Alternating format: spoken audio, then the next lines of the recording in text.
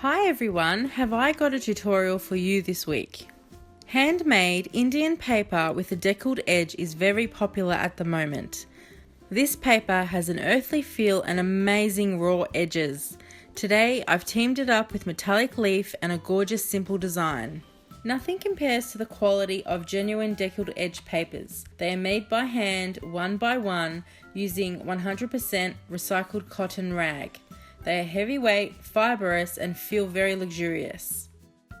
You can also print on them using an inkjet printer, which is wonderful considering most DIYers have inkjet printers at home. If you would prefer to purchase our ready-made ones, I will leave a link to them in the description below. But if you would like to get a similar look yourself, then this DIY tutorial is definitely for you.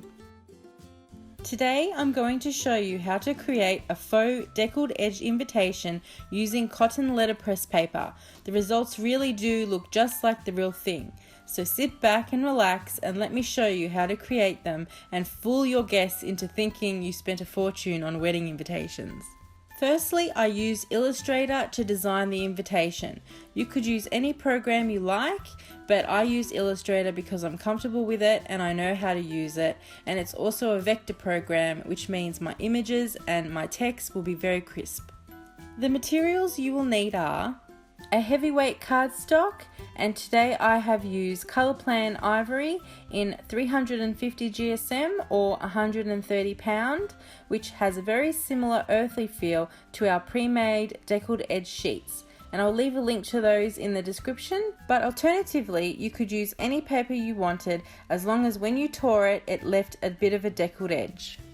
A ruler, and I've used a metal one today because it's quite sturdy. A sharp pair of scissors, a small bristle brush, a cup of water, glue that will stick down the metallic leaf that you can get at any art store, some jute, and an envelope that will fit your invitation. Today I have used the size 5 by 7 inch, which is also 130 by 185 millimeters. As I have printed 2 invitations on the one page, I'm going to cut my sheet in half. With my ruler, I make sure that my crop marks are always going to be at the right hand side of the ruler. The best way to get a good edge on this invitation is to tear in increments and not just tear straight down. As you can see, I'm tearing a little as I go. Go slow. If you go too fast, it will look too neat, and you want this to look as natural as possible.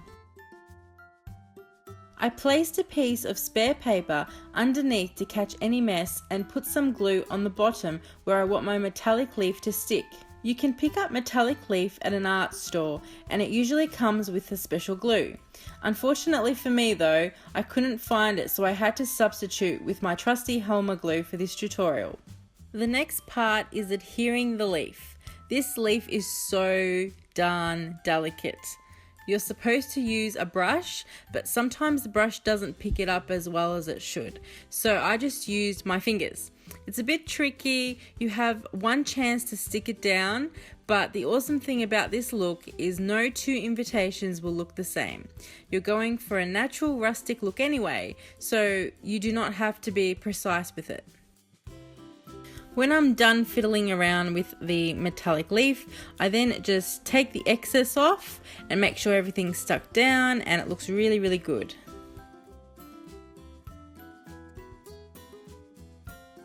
Now for my little trick. If you dip your finger in water and go around the edges of the paper, you will start to moisten the cotton.